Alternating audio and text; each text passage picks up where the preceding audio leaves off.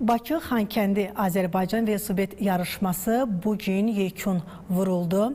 Tərtərdən start götürən 5-ci mərhələ Xankəndidə başa çatdı.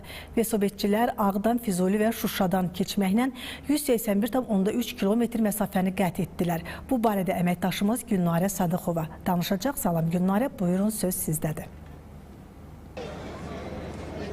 Hər vaxtınız xeyir olsun Simnarə, sizi və izləyicilərimizi Xankəndidən salamlayırıq. Bəli, sizin də qeyd etdiyiniz kimi Bakı Xankəndi marafonu artıq başa çatdı və bugünün bu mərhələnin qalibləri müəyyənləşdi. Çox gərgin və maraqlı mübarizə izlədik. Son ana dək qaliblər məlum olmurdu, bəzən çox böyük həyəcanlar yaşanırdı. Buna rəğmən bu yarış başa çatdı, idmançılar üçün də maraqla yadda qaldı. Onu da qeyd edə bilərik və onu da qeyd edeyim ki, bugünkü məsafə daha çətin idi. İdmançılar 181,5 kilometr məsafəni qət etmişdilər. Həm də burada dağ mərhələsi olduğu üçün müəyyən qədər çətinlik yarada bilirdi. Həm məsafə, həm də ki, trekin fərqli olması idmançılar üçün kifayət qədər çətinlik yaradırdı.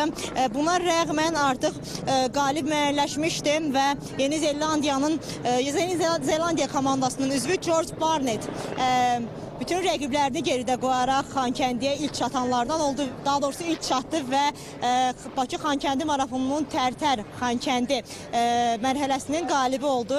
Mənim sizə çatdıracaqlarım bunlardır. Buyurun, söz yenidən sizdədir. Təşəkkür edirik Gülnarə, minnətdarıq sizə. Qeyd edim ki, Gülnarə Sadıxova son məlumatları çatdırdı. Bakı Xankəndi Azərbaycan velosiped yarışmasına artıq yekun vuruldu.